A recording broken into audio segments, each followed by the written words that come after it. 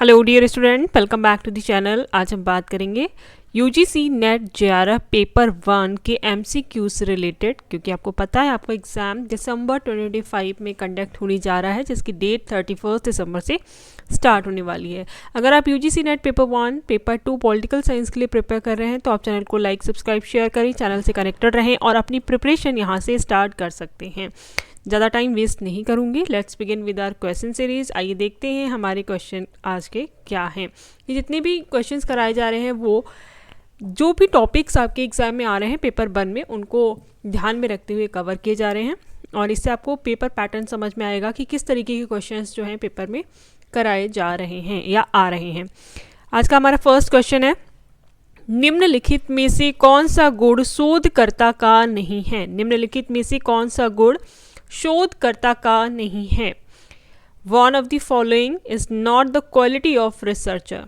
कि इनमें से कौन सी क्वालिटी जो है वो रिसर्चर की नहीं होती है? आइए ऑप्शन देखते हैं। ऑप्शन 1, जिस विषय पर वह शोध कर रहा है उसके साथ एक रूपता। ऑप्शन 2, उसका मन सतर्क होना चाहिए। Option C. ऑप्शन 3, जांच में उत्सुकता। ऑप्शन 4, साक्ष्य से आगे निकलने का उसका दावा। तो हमें बताना है कि इनमें से कौन सा ऑप्शन सही नहीं है। एक बार हम ऑप्शंस देखते हैं इंग्लिश में भी। Option 1, unison with that of which he is in research. Option 2, he must be of alert mind. Option 3, keenness in inquiry. Option 4, he is assertion to outstrip the evidence. तो इस question का सही answer क्या होगा? Question है, निम्नलिखित में से कौन सा गुण शोधकर्ता का नहीं है? इस क्वेश्चन का सही आंसर है, जिस विषय पर वह शोध कर रहा है उसके साथ एक रूपता। ये एक रिसर्चर की क्वालिटी नहीं होगी। Option 1 is the right answer. देखिए, उसका मन सतर्क होना चाहिए, जांच में वो उत्सुक होना चाहिए और जो भी वो साक्ष्य प्रस्तुत कर रहा है या जो भी दावा, जो भी साक्ष्य दे रहा है उसमें वो असर्ट होना चाहिए कि वो सही तथ्य सामने रख रहा है। इस क्वेश्चन का ऑप्शन 1 सही होगा। नेक्स्ट क्वेश्चन देखिए, निम्नलिखित में से कौन से विकल्प आधुनिक समाज में अनुसंधान के मुख्य कार्य हैं? निम्नलिखित में से कौन से विकल्प आधुनिक समाज में अनुसंधान के मुख्य कार्य हैं? Which of the following options are the main task of research in modern society? Which of the following options are the main task of research in modern society? हमारे ऑप्शन है, ऑप्शन 1, ज्ञान की प्रगति के साथ तालमेल बनाए रखना। ऑप्शन 2, नई चीज़ों की खोज करना। ऑप्शन 3, पूर्ववर्ती लेखन की समीक्षा करना। ऑप्शन 4, स्रोतों की निष्पक्षता के साथ व्यवस्थित रूप से जांच और आलोचनात्मक विश्लेषण करना। तो हमें बताना है कि आधुनिक समाज में अनुसंधान के या रिसर्च के कौन से मुख्य कार्य हैं। देखिए, ज्ञान की प्रगति के साथ तालमेल बनाए रखना। ऑप्शन 2 था हमारा नई चीज़ों की जांच करना। ये ठीक है कि हम अभी भी रिसर्च में नई चीज़ों पे काम कर रहे हैं। पूर्ववर्ती लेखन की समीक्षा करना और लास्ट में है आपका स्रोतों की निष्पक्षता के साथ व्यवस्थित रूप से जांच और आलोचनात्मक विश्लेषण करना। तो इसका ऑप्शन 1, 2 और 4 जो है वो सही होगा। एक बार इंग्लिश में देखते हैं। Option 1, to keep pace with the advancement in the knowledge. Option 2, to discover the new things. Option 3, to write a critic on the earlier writings. Option 4, to systematically examine and critically analyse the investigation of source with objectivity. तो हमें देखना है कि इसमें अनुसंधान के मुख्य कार्य कौन से हैं मॉडर्न सोसाइटी में। ऑप्शन 4, 2, 1। ऑप्शन से कि ऑप्शन 1, 1, 2, 4 या 4, 2, 1। Option 2, 1, 2, 3। Option 3, 1 and 3। Option 4, 2, 3 and 4। तो जो हमारे सही आंसर है उसमें पहला आ रहा है आपका 1, फिर है 2 और फिर 4। तो option 1 is the right answer. ये आपको टिक करना है। ज्ञान की प्रगति के साथ तालमेल बनाए रखना, नई चीज़ों की खोज करना और स्रोतों की निष्पक्षता के साथ व्यवस्थित रूप से जांच और आलोचनात्मक विश्लेषण करना, ये आधुनिक समाज में अनुसंधान के मुख्य कार्य हैं। 1, 2 and 4। Option 1 is the right answer. Next question देखिए, इंग्लिश में भी आप देखिए। ऑप्शन 1 सही है, to discover new thing. Option 2 सही है और ऑप्शन 4 सही है। नेक्स्ट क्वेश्चन है हमारा, शोध ऐसे व्यक्ति द्वारा किया जाता है जिसने ऑप्शन 1 शोध पद्धति का अध्ययन किया हो, ऑप्शन 2 स्नातकोत्तर उपाधि प्राप्त की हो, ऑप्शन 3 परिश्रमी हो, ऑप्शन 4 सोचने और तर्क करने की क्षमता रखता हो। Research can be conducted by a person who option 1 has studied research methodology, option 2 hold a post graduate degree, option 3 is a hard worker, option 4 possesses thinking and reasoning ability. तो हमें बताना है कि इसमें से कौन सा सही है। तो जितने भी ऑप्शंस दिए गए हैं, देखिए शोध पद्धति का अध्ययन क्या हो, ये भी ठीक है, स्नातकोत्तर उपाधि प्राप्त की हो, परिश्रमी हो। अब देखिए इसमें जो सबसे सुइटेबल आंसर लग रहा है वो है ऑप्शन 4 कि सोचने और तर्क करने की क्षमता रखता हो। Option 4 is the right answer. Research can be conducted by a person who possesses thinking and reasoning ability. Option 4 is the right answer. ये आपको ध्यान में रखना है कि ऑप्शन 4 इसका सही आंसर है। नेक्स्ट क्वेश्चन देखिए, तर्क संगत तर्क को चरणों में प्रस्तुत करने का परिणाम है। तर्क संगत तर्क को प्रस्तुत करने का परिणाम है। The result of setting out a reasoned argument in steps is.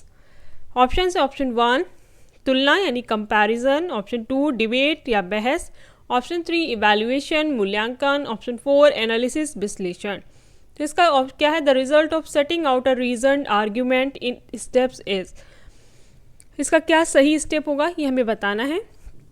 तो कोई भी रिसर्च आप कर रहे हैं तो उसमें सबसे जो इम्पॉर्टेंट पैरामीटर होगा वो हो जाएगा आपका इवैल्यूएशन, मूल्यांकन करना। Option 3 is the right answer. ये आपको याद रखने इंपॉर्टेंट क्वेश्चंस हैं, मल्टीपल टाइम एग्जाम्स में आए हुए हैं और इस तरीके के क्वेश्चंस आपको देखने को मिलते हैं। ऐसा नहीं कि आपको बहुत बार रिपीटेड क्वेश्चन मिल रहा है, बट टॉपिक रिपीट होता है तो आपको क्वेश्चन पैटर्न समझ में आता है कि किस तरीके के क्वेश्चंस एग्जाम में आ रहे हैं।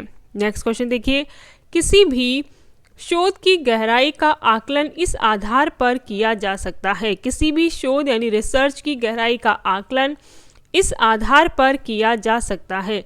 The depth of any research can be judged by option 1 शोध का शीर्षक, ऑप्शन 2 शोध का उद्देश्य, ऑप्शन 3 शोध पर कुल व्यय, ऑप्शन 4 शोध की आबादी। Option 1 title of the research, option 2 objective of the research, option 3 total expenditure on the research, option 4 duration of the research. तुम्हें बताना है कि the depth of any research है वो कैसी, उसका आकलन का क्या आधार होता है। तो इसमें सबसे इंपॉर्टेंट हो जाता है शोध का उद्देश्य, पर्पस या ऑब्जेक्टिव क्या है रिसर्च का। Option 2 is the right answer, objective of the research. इस क्वेश्चन का सही आंसर है ऑप्शन 2। कोई भी आप रिसर्च कर रहे हैं तो आपको उसका पर्पस पता होना चाहिए कि आप किस उद्देश्य के लिए रिसर्च कर रहे हैं। नेक्स्ट क्वेश्चन देखिए, आप अंतः विषयक अनुसंधान का मुख्य उद्देश्य क्या मानते हैं। What do you consider as the main aim of interdisciplinary research? हमें बताना है। ऑप्शन 1 अनुसंधान के प्रति समग्र दृष्टिकोण अपनाना, ऑप्शन 2 अनुसंधान क्षेत्र में किसी एक विषय पर जोर कम करना, ऑप्शन 3 अनुसंधान की समस्या को अति सरल बनाना, ऑप्शन 4 अनुसंधान पद्धति में एक नई प्रवृत्ति का निर्माण करना। तो हमें बताना है the main aim of interdisciplinary research. Option 1 to bring out holistic approach to research, option 2 to reduce the emphasis of single subject in research domain, option 3 to oversimplify the problem of research, option 4 to create a new trend in research methodology। तो इसका सही answer क्या है ये हमें बताना है। देखिए ऑप्शन 1 सही जाएगा क्योंकि अनुसंधान के प्रति समग्र दृष्टिकोण अपनाना चाहिए। हमारा जो पॉइंट होना, हमारा जो व्यू होना चाहिए वो होलिस्टिक अप्रोच होना चाहिए toward research, to bring out holistic approach to research. Option 1 is the right answer. बाकी अनुसंधान के क्षेत्र में किसी एक विषय पर जोर कम करना तो ये सही नहीं होगा, बहुत ज़्यादा समस्या को बहुत ज़्यादा सरल बनाना ये भी ठीक नहीं होगा। तो जो इंटरडिसिप्लिनरी रिसर्च का मेन एजेंडा होता है वो होता है अनुसंधान के प्रति समग्र दृष्टिकोण अपनाना, to bring out holistic approach to research. Next question देखिए, शोध हमेशा होता है, द रिसर्च इज ऑलवेज। शोध हमेशा होता है, the research is always. Option 1 पुराने ज्ञान का सत्यापन, ऑप्शन 2 नए ज्ञान की खोज, ऑप्शन 3 ज्ञान के बीच के अंतराल को भरना, ऑप्शन 4 उपरोक्त सभी। तो उनका the research is always option 1 verifying the old knowledge, option 2 exploring new knowledge, option 3 filling the gaps between the knowledge, option 4 all the above. तो जो रिसर्च है वो कैसी होनी चाहिए, पुराने ज्ञान का सत्यापन होना चाहिए, सही है। ऑप्शन 2 नए ज्ञान की खोज होनी चाहिए, रिसर्च का मतलब ही है ज्ञान को फिर से खोजना। ऑप्शन 3 ज्ञान के बीच के अंतराल को भरना, तो इसका सही आंसर हो जाएगा ऑप्शन 3। ऑप्शन 4 उपरोक्त सभी, all the above. Option 4 is the right answer. The research is always the verifying the old knowledge, exploring new knowledge, filling the gaps between the knowledge, ये तीनों ही ऑप्शन सही हैं। नेक्स्ट क्वेश्चन देखिए, हमारा next question क्या है।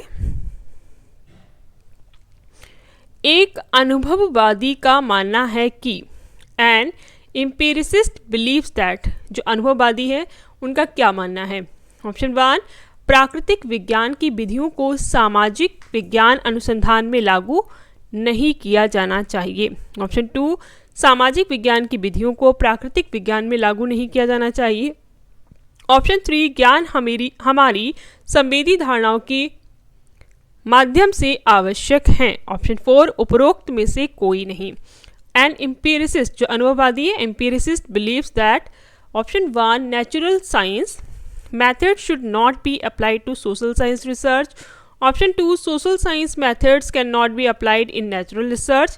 Option 3 knowledge is required through our sensory perceptions.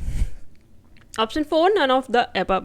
हमें बताना है कि देखिए एम्पिरिस्ट हैं, तो आप एक बार ऑप्शंस पढ़ के ही आंसर आपको मिल गया होगा कि जो अनुभववादी है वो किसकी बात कर सकते हैं। इंग्लिश में तो एज इट इज़ आपको मिल रहा है। Option 3 knowledge is required through our sensory perceptions, यानी ऑप्शन 3 जो है इसका सही है, ज्ञान हमारी संवेदी धारणाओं के माध्यम से आवश्यक है। Option 3 is the right answer. Research का एक इम्पॉर्टेंट टॉपिक है हमारे एग्जाम के लिए, तो आपको इसका आइडिया होना चाहिए कि कैसे क्वेश्चंस आते हैं। नेक्स्ट क्वेश्चन देखिए, प्रायोगिक अध्ययन इस बात पर आधारित है, the experimental study is based on. Option 1 एकलचर का नियम, ऑप्शन 2 हेर फेर, ऑप्शन 3 फर्स्ट एंड टू दोनों, ऑप्शन 4 उपरोक्त में से कोई नहीं। Option 1 law of single variable, option 2 manipulation, option 3 both first and second, option 4 none of the above.